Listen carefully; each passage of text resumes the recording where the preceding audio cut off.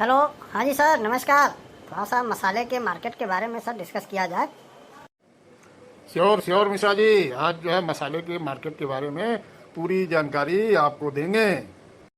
हाँ सर, ये मसालों की उत्पत्ति, इनका मार्केट और कैसे करें, क्या करें, इनके बारे में बताएं। देखिए मिश्रा जी, मसाला जो है दैनिक उपयोग की चीज़ है, यानी डेली नीड्स की है। इसके बिना कोई भी परिवार, गरीब हो अमीर हो, वो रह नहीं सकता है। मसाला तो सबको खाना पड़ेगा। हल्दी हो, धनिया हो, मिर्च हो, सब्जी हो, हर इंसान जो खाना खाता है उसके लिए मसाले की ज़रूरत है। तो इसलिए मसाले की मार्केट तो हमेशा रहेगी। जब तक ज़िंदगी है तब तक जो है मसाले का मार्केट रहेगा, और इसका मार्केट कभी ख़त्म नहीं हो सकता है।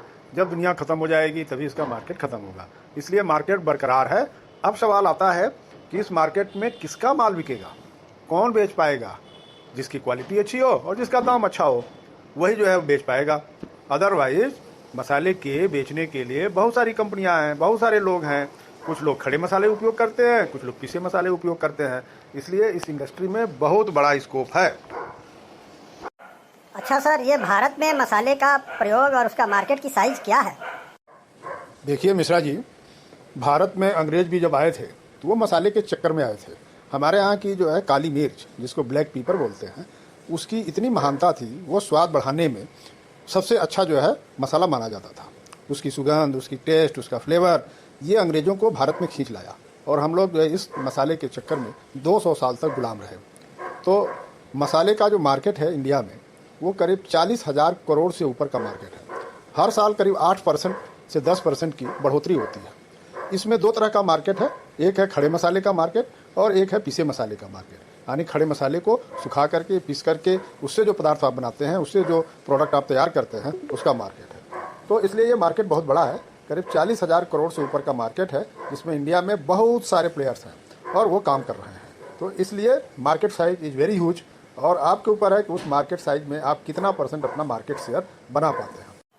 सर, एक नए कंपनी को इस्टेब्लिश करने के बाद इस मार्केट में उतरने के लिए क्या करना होगा? देखिए मिश्रा जी, यदि आप कोई नई कंपनी शुरुआत करते हैं तो मार्केट तो बड़ा है। ये तो आपको भी पता है कि बहुत बड़ा मार्केट है। जितनी जनसंख्या है उसके हिसाब से उनकी खपत ज़्यादा है, तो मार्केट तो मिल सकता है। लेकिन इंडिया में विविध तरह के लोग हैं, अलग अलग राज्यों में खान पान, बोली, भाषा सब जो बदलती रहती है। तो क्षेत्र वाइज जो है खान पान में, टेस्ट में, फ्लेवर में, उनके स्वभाव में सब चेंज होते रहता है। तो इस तरह जैसे आप साउथ में जाएंगे, केरला में जाएंगे, तमिलनाडु में जाएंगे, कर्नाटक में जाएंगे, तो वहाँ स्वाद जो है आपका बदला हुआ रहेगा। उसी तरह यदि आप उत्तर भारत में आते हैं तो उत्तर भारत में जैसे पंजाब है, राजस्थान है, उत्तर प्रदेश है, मध्य प्रदेश है, आपका जो है बिहार है, इनके खान पान में जो है बहुत अंतर आता है। कहीं जो है तीखा खाया जाएगा, कहीं मीठा खाया जाएगा। जैसे गुजरात है तो वहाँ ज़्यादा तीखा पसंद नहीं होता है, वहाँ मीठापन लिए हुए पसंद होता है। यदि आप राजस्थान जाएंगे तो वहाँ ज़्यादा तीखापन पसंद होता है। इसी तरह उत्तर प्रदेश में, बिहार में, बंगाल में आप जाएंगे तो बंगाल में की टेस्ट अलग है, आसाम की टेस्ट थोड़ी सी अलग है। हर जगह के खान पान में विभिन्नता है। तो इसलिए मसालों की रेंज आपको ऐसी तैयार करनी पड़ेगी जो उस क्षेत्र विशेष का हो। जैसे आप सपोज कर लें, आप उत्तर प्रदेश को लेते हैं तो उत्तर प्रदेश में तीखापन भी चाहिए और थोड़ा सा टेस्ट भी चाहिए। लोगों को जो है लगे कि हम जो मसाला खाए हैं, क्योंकि यहाँ पे नॉनवेज खाने वालों की संख्या ज़्यादा है, तो उस तरह लोग पसंद करते हैं खाने के लिए। तो वो आपके ऊपर निर्भर करता है कि आप किस राज्य में, किस क्षेत्र में आप मसाले का सेल करना चाहते हैं। तो वहाँ की कल्चर को, वहाँ के स्वभाव को, वहाँ के नेचर को आपको देख करके, टेस्ट को देख करके मसाले का निर्माण करना पड़ेगा। जैसे उत्तर भारत के लिए आपने मसाला बनाया है, वो दक्षिण भारत में बिकने में थोड़ा मुश्किल होगा, क्योंकि वहाँ की टेस्ट जो है नारियल की टेस्ट के साथ जो मिलता हुआ है, तो इसलिए आपको दिक्कत हो सकती है। तो इसलिए आपको कोशिश ये करिए कि आप जिस राज्य में, जिस प्रदेश में, जिस रीजन में आप माल बेचना चाहते हैं, वहाँ के टेस्ट के अनुसार पहले बनाएं और वहाँ के मार्केट को कैटर करें। अच्छा सर, ये बताएं कि मार्केट में जो कंपटीशन है वो किस तरह का है और किस राज्य में कौन सी कंपनी अग्रणी है, उनका मार्केट शेयर अच्छा है? देखिए, इंडिया में जो इंडिया का राज्य है, उसमें 2 मसाले की कंपनी है जो उनका नेशनल लेवल पे मसाला बिकता है। एक है एवरेस्ट, जिसके पूरे इंडिया में, आप केरल में जाएंगे तो एवरेस्ट मिलेगा, कश्मीर में जाएंगे तो मिलेगा, यूपी में जाएंगे तो मिलेगा, गुजरात में जाएंगे तो मिलेगा, असम में भी मिलेगा। इस तरह जिसकी प्रेजेंस रहती है उसको नेशनल लेवल प्लेयर कहा जाता है। तो एवरेस्ट जो है 13% मार्केट शेयर के साथ नेशनल लेवल प्लेयर है, यानी वो लीडर है। दूसरी कंपनी उत्तर भारत की है जो दिल्ली बेस्ट है, जिसके महासिया जी चेयरमैन हुआ करते थे, MDH नाम है उसका। MDH की उत्तर भारत में पैठ बहुत अच्छी है। जैसे राजस्थान है, दिल्ली है, पंजाब है, यूपी है और बिहार है, झारखंड है, इन राज्यों में एमडीएच की बहुत अच्छी पहुंच है और उनका भी मार्केट शेयर करीब 12% के आसपास है। तो ये 2 नेशनल लेवल प्लेयर हैं। तीसरे नेशनल लेवल प्लेयर बनने की कोशिश कर रहे हैं, वो जो है कैच मसाला है, जो अभी ज़्यादा दिन नहीं हुआ है, लेकिन मार्केट में वो तीसरे नंबर के प्लेयर बनने की कोशिश कर रहे हैं। बाकी जो भी अन्य मसाले कंपनियां हैं वो रीजनल स्तर पे जो काम करती हैं, जैसे गुजरात में रामदेव मसाला, जैसे मध्य प्रदेश में पुष्प मसाला, जैसे यूपी में राजेश मसाला, उसी तरह दिल्ली में गाय छाप मसाला, उसी तरह राजस्थान में श्याम मसाला, उसी तरह जो है आपके अन्य राज्यों में जैसे बिहार में राकेश मसाला।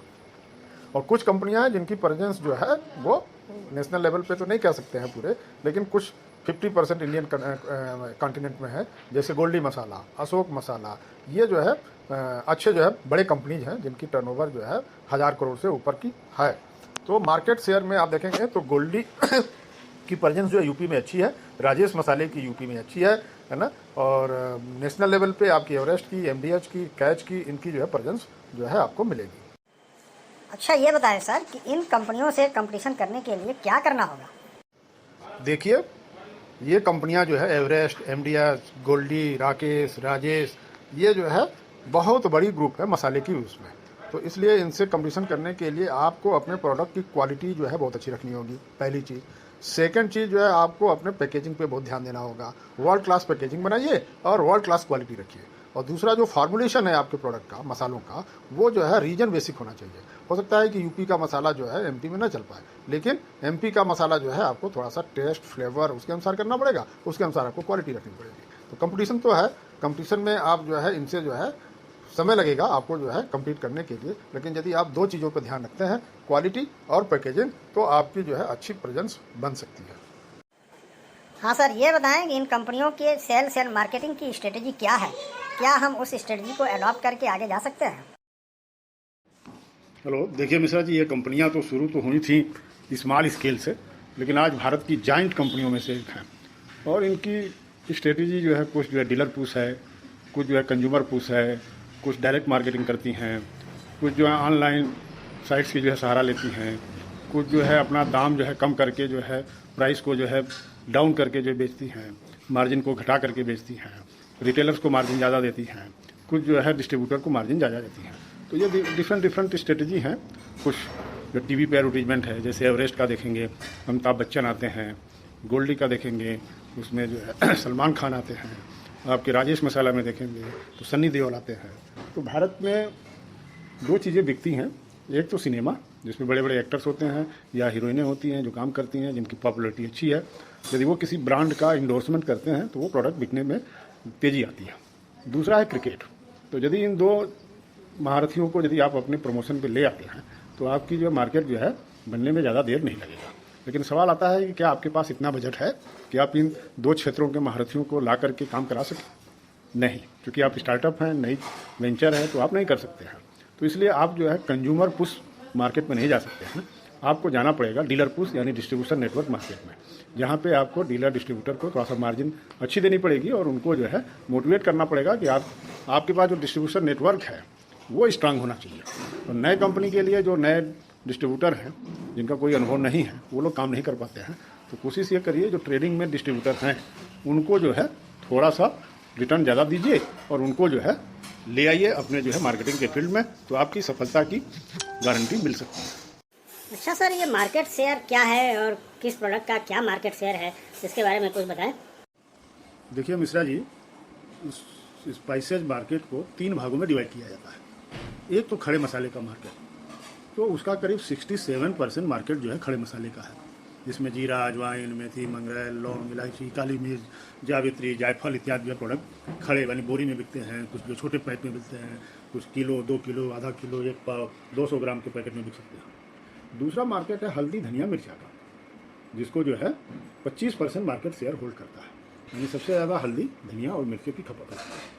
तीसरा जो मार्केट है वो 8% का मार्केट है, जिसमें मीट मसाला, सब्जी मसाला, चाय मसाला, छोले मसाला, पनीर मसाला, चिकन मसाला, ये सब मसाले आपको मिलेंगे, चाट, रायता, दही बड़ा, पाव भाजी, सांभर। लेकिन इनका मार्केट केवल 8% है। इस 8% मार्केट को कवर करने के लिए हज़ारों कंपनियां हैं इंडिया में। कुछ बड़े बड़े रीजनल प्लेयर्स हैं, कुछ नेशनल लेवल के प्लेयर्स हैं जो इस मार्केट में काम करते हैं और माल बेचते हैं। थोड़ा सा पीछे जाना पड़ेगा अपने कल्चर को देखते हुए कि पहले की जो महिलाएं थी, पहले लोग पुरुष खड़े मसाला बाजार से ले आते थे और उसको पीस करके डाल करके है ना सब्जी या अन्य पदार्थ बनाते थे लोग। लेकिन अभी चूँकि महिलाएं जो पढ़ी लिखी हो गई हैं, कोई भी जो है सिलबट्टे पे या मिक्सी में पीसना नहीं चाहता है, तो इसलिए अब पीसे मसालों की डिमांड बढ़ रही है। तो उस पीसे मसालों की डिमांड में जो सबसे ज़्यादा मसाला बिकने वाला है इंडिया में, वह है एवरेस्ट का मीट मसाला, जो हर जगह जो है आपको मिलेगा, जो लोग सब्जी में भी डालते हैं, मीट में भी डालते हैं, चिकन में भी डालते हैं, अंडा करी में भी डालते हैं। बाकी कंपनियां जो है अन्य मसाले बनाती हैं, जैसे पनीर मसाला है, चिकन मसाला है, एक करी मसाला है, आपका सब्जी मसाला है, और पाव भाजी है, सांभर है। हर मसाले में जो इनके इंग्रेडिएंट हैं, जो तत्व हैं, वो थोड़ा थोड़ा डिफर करते हैं। लेकिन जो मुख्य मसाला है वो जैसे जीरा, काली मिर्च, लौंग, इलायची, बड़ी इलायची, छोटी इलायची और जावित्री और दालचीनी, ये हर मसाले में आपको मिलेगा। धनिया जो है मुख्य है, बिना धनिया के कोई भी मसाला तैयार नहीं होता है, तो इसलिए धनिया को जो है मुख्य रूप में रखा जाता है और इसकी मार्केट जो है बहुत अच्छी है, बिना पीसे हुए धनिया की और पीसे हुए हल्दी की और पीसे हुए मिर्च की। तो मसाले के निर्माण में जो मुख्य तत्व हैं, ये 7, 8, 10 आइटम जो है मुख्य रहते हैं, जिनका उपयोग भारत में किया जाता है। तो पीसे मसाले में कंपटीशन है, यदि आप उस क्षेत्र विशेष का जो रिक्वायरमेंट है उसके अनुसार आप बनाते हैं। जैसे आप जाएंगे नागपुर और उधर महाराष्ट्र की तरफ, तो गोड्डा मसाला चलता है, काले रंग का मसाला चलता है ना, और कोल्हापुरी मसाला है, लालवानी मसाला है। तो इस तरह के अलग अलग क्षेत्र में अलग अलग रहते हैं। लेकिन उत्तर भारत में जो कितना है, किसका कितना परसेंटेज है, ये थोड़ा सा डिफिकल्ट होगा, लेकिन फिर भी एक मोटी मोटी बात समझ लें कि इस तरह का मार्केट शेयर है। हाँ सर, ये बताएं कि यदि हमको मसाले का निर्माण करना है तो कौन कौन से प्रोडक्ट का चुनाव करना चाहिए जो मसाला मार्केट में बिक सके।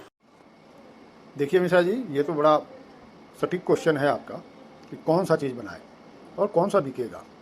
तो हर क्षेत्र का अलग अलग मसाले की कंजम्पशन होती है। किसी क्षेत्र में हल्दी ज़्यादा बिकेगी, मिर्च ज़्यादा बिकेगा, आपका धनिया ज़्यादा बिकेगा। लेकिन जो नॉर्मल मसाले होते हैं, हल्दी, धनिया, मिर्चा और एक गरम मसाला, एक मीट मसाला, एक सब्जी मसाला। पनीर की भी खपत आजकल ग्रामीण क्षेत्रों में भी बढ़ रही है। लोग जानने लगे हैं कि शाही पनीर क्या होता है या पनीर कैसे खाई जाती है। लॉकडाउन में जब मीट, चिकन इसकी जो है डिमांड कम हो गई थी, तो पनीर की डिमांड बढ़ी थी। तो लोगों को मालूम है कि पनीर मसाला कैसे है। जैसे सांभर है, पाव भाजी है, ये क्षेत्र के लिए है कि जैसे जो साउथ इंडियन डिश खाना चाहते हैं वो सांभर उपयोग करेंगे, जो मराठी डिश पाव भाजी खाना चाहते हैं वो जो है आपका पाव भाजी उपयोग करेंगे। तो इस तरह रहता है, क्षेत्र विशेष पे आपको जो है ध्यान देना होगा। लेकिन कम से कम जो है 6, 7 मसाले, 8 मसाले आप बनाएंगे तो आपको क्षेत्र को कैटर कर सकते हैं। बनाने को तो बहुत सारी मसाले हैं, जैसे fish fry tikka masala, paneer tikka masala, chicken tikka masala, तो इस तरह बहुत सारे आते हैं। लेकिन सारे की इंग्रेडिएंट एक ही है, लेकिन आपको मार्केटिंग के हिसाब से अपने प्रोडक्ट को बनाना पड़ेगा। अच्छा सर, ये मैं होटल वगैरह को भी सप्लाई करना चाहता था, उस मार्केट के बारे में क्या ख्याल है आपका। देखिए मिश्रा जी, जो होटल हैं, रेस्टोरेंट हैं, कैंटीन है, उनको जो है होरेका कहा जाता है, यानी वो इंस्टीट्यूशनल मार्केट है, वो कंज्यूमर मार्केट नहीं है। वहाँ पे आपको जो कंपटीशन होगी वो प्राइस में होगा कि कोई 110 रुपया देगा तो आप बोलेंगे 105 रुपया देंगे, तो आपकी मार्जिन जो है कम होगी, लेकिन क्वांटिटी की खपत ज़्यादा हो सकती है। तो इसलिए, लेकिन पेमेंट मिलने में आपको होटल, रेस्टोरेंट, कैंटीन वालों से दिक्कत आएगी। आपको क्रेडिट देना पड़ेगा और उसके अनुसार जो है आपको पेमेंट लेना पड़ेगा। तो थोड़ा सा सावधानी बरतनी पड़ेगी आपको कि होटल, रेस्टोरेंट और कैंटीन को माल दें या ना दें। अभी जो लॉकडाउन के बाद उनकी स्थिति और ख़राब हुई है, तो पेमेंट मिलने में थोड़ी सी मुश्किल होगी। तो इसीलिए बड़ा सोच के संभल करके आप उनको माल दें और उनसे पता कर लें कि उनकी जो है मंथली कंजम्पशन क्या है, हल्दी की क्या है, गरम मसाले की क्या है, मिर्च की क्या है, धनिया की क्या है। तो उस हिसाब से आप उनको सप्लाई कर सकते हैं। है तो मार्केट अच्छा, लेकिन उसमें भी बहुत सारे कॉम्पिटिटिव कंपनीज हैं जो आपसे कम दाम पे माल दे सकती हैं। उनको क्वालिटी से ज़्यादा मतलब नहीं है, उनको जो है प्राइस से ज़्यादा मतलब है कि आप उनकी प्राइस कितने रुपए किलो आप देंगे। और हल्दी, धनिया, मिर्चा, ये इतना कॉम्पिटिटिव मार्केट है कि इसमें 2 रुपये, 5 रुपये ही आपको मार्जिन मिल पाएगा। तो कोशिश ये करें कि भाई उन लोगों से मिलें, उनको ये बताएं कि भाई आप जो है थोड़ा सा क्वालिटी प्रोडक्ट लीजिए और थोड़ा सा प्राइस जो है आप नॉर्मल रखें, तो आपका माल बिकने में आसानी होगा, ज़्यादा दिक्कत नहीं होगी। है अच्छा मार्केट। हाँ सर, ये यदि हम सीधे जो है कंज्यूमर को मार्केट में दें, कस्टमर को सीधे पहुंचा दें, घर घर माल पहुंचा दें, तो क्या रहेगा। देखिए मेरा जी, ये तो दुनिया का डायरेक्ट सेलिंग जो है, जो डायरेक्ट मार्केटिंग का जो कंसेप्ट है तो बेहतरीन, सीधे आप कंज्यूमर तक पहुंच सकते हैं। लेकिन इसमें जो खर्च है, जो मार्केटिंग का जो एक्सपेंसेज है, वो बहुत ह्यूज होगा। तो आपको जो है बियर करना पड़ेगा और ये देखना पड़ेगा कि क्या कस्टमर आपके प्रोडक्ट को दोबारा लेता है या नहीं लेता है। इस हिसाब से आपको मार्केटिंग स्ट्रेटजी अपनानी पड़ेगी। कर तो सकते हैं, लेकिन ये थोड़ा सा खर्चीला है। कि घर घर माल पहुंचाना और घर घर जाकर के ऑर्डर बुक करना, तो ये कठिन काम है। हाँ, उसके लिए आप ऐप का डेवलपमेंट कर सकते हैं, ऐप बनवा सकते हैं, लोग उस पर ऑर्डर दे सकते हैं और माल डिलीवर कर सकते हैं। तो कंसेप्ट अच्छा है। हम लोगों ने भी एक सब्सक्रिप्शन मॉडल शुरू किया था, जिसमें कि आप साल भर का, 6 महीने का और 3 महीने का सब्सक्रिप्शन ले सकते थे और उस पर 20%, 10%, 15% डिस्काउंट दे करके उनको माल बेचने की कोशिश करी थी हम लोगों ने, लेकिन लॉकडाउन के कारण वो हमारा प्रोग्राम फेल हो गया। इसलिए उस पर यदि आप सब्सक्रिप्शन मॉडल भी आप अडॉप्ट करना चाहते हैं तो आप कर सकते हैं। हाँ सर, ये बताएं, ऑनलाइन जैसे अमेजन है, ग्रोफर्स है या फ्लिपकार्ट है, मीशो है, क्या इन पे प्रोडक्ट सेल किया जा सकता है? देखिए, प्लेटफॉर्म तो अच्छा है, बहुत अच्छे हैं। अमेजन पे आपको लाखों कस्टमर मिल सकते हैं, फ्लिपकार्ट पे आपको लाखों कस्टमर मिल सकते हैं, मीशो पे भी मिल सकते हैं। लेकिन सवाल ये है कि इनके यहाँ जो डिलीवरी का सिस्टम है वो इतना कॉस्टली अफेयर्स है कि उसमें मसाला जो है फिट नहीं बैठता है।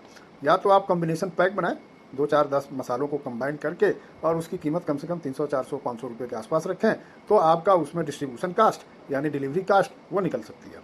अदरवाइज यदि आप 25 रुपये का सब्जी मसाला 50 ग्राम बेचेंगे तो आपको घर से भी देना पड़ेगा। तो इसलिए इन प्लेटफॉर्म पे बेचने के पहले पूरी एक्सरसाइज करें कि इनकी चार्जेज क्या है और इनके जो है बेचने में क्या दिक्कतें आएंगी, हमें कितना देना पड़ेगा। तो इसलिए शुरुआत में है ना, सोच के समझ करके काम करें, तभी ऑनलाइन प्लेटफॉर्म पे जाएं, क्योंकि मसाला बेचने में ऑनलाइन में दिक्कत नहीं है, माल भेजने में दिक्कत है। तो मेजर इशू है लॉजिस्टिक्स, कि आप लॉजिस्टिक कॉस्ट कैसे कम कर सकते हैं, तो उसको ध्यान में रखते हुए प्लानिंग करें। अच्छा सर, ये बताएं कि यदि हम लोग डिस्ट्रीब्यूशन नेटवर्क खड़ा करना चाहें तो डिस्ट्रीब्यूटर हमारे पास आएंगे कहाँ से? देखिए मिश्रा जी, डिस्ट्रीब्यूशन नेटवर्क खड़ा करने के लिए 2 माध्यम है। एक तो आप डायरेक्टली जो है डिस्ट्रीब्यूटर से संपर्क करें, खुद ही संपर्क करें, या किसी माध्यम से, सोशल मीडिया के माध्यम से संपर्क करें, उनसे बातचीत करें, उनसे नेगोशिएट करें, उनको जो अपनी टर्म्स एंड कंडीशंस बताएं और फिर फाइनल करें। या फिर आपको एक सेल्स टीम रखनी पड़ेगी जो फील्ड में जा करके डिस्ट्रीब्यूटर से मिले। सेल्स टीम थोड़ा सा इफेक्टिव हो, थोड़ा जानकारी हो उसको डिस्ट्रीब्यूटर बनाने का, तब तो वो आपके लिए काम कर सकती है। यदि उसको फील्ड का या उस क्षेत्र का, उस रीजन की जानकारी नहीं है तो आपको डिस्ट्रीब्यूटर बनाने में दिक्कत आएगी। तो इसलिए बेहतर है कि पहले आप social media, YouTube, Facebook, Instagram, Twitter और इनका उपयोग करते हुए कस्टमर ढूंढें, उनसे बातचीत करें और उनको अपना कस्टमर बनाएं, डिस्ट्रीब्यूटर बनाएं। और या तो पेपर मीडिया का भी एडवर्टीजमेंट कर सकते हैं, लेकिन वो बहुत कॉस्टली अफेयर्स है और वहाँ से रिजल्ट आने में आपको बहुत डिफिकल्टी है। बहुत सारे रेलिवेंट रिजल्ट नहीं आएंगे, बकवास वाले आएंगे, आपका समय भी जाएगा और आपका पैसा भी जाएगा। तो इसलिए पेपर, न्यूज़पेपर में एडवर्टीजमेंट ना करें तो ज़्यादा बेहतर होगा। अब ज़माना सोशल मीडिया का है, हर हाथ में मोबाइल है, हर हाथ में इंटरनेट है, तो आप इस तरह का प्रोग्राम लॉन्च करें जिससे कि वहाँ तक आसानी से पहुँच सके। तो उनसे बातचीत करके आप फाइनल कर सकते हैं। ओके सर, धन्यवाद सर, बहुत अच्छी जानकारी मिली सर। धन्यवाद मिश्रा जी, चलिए आगे फिर से डिस्कस करेंगे।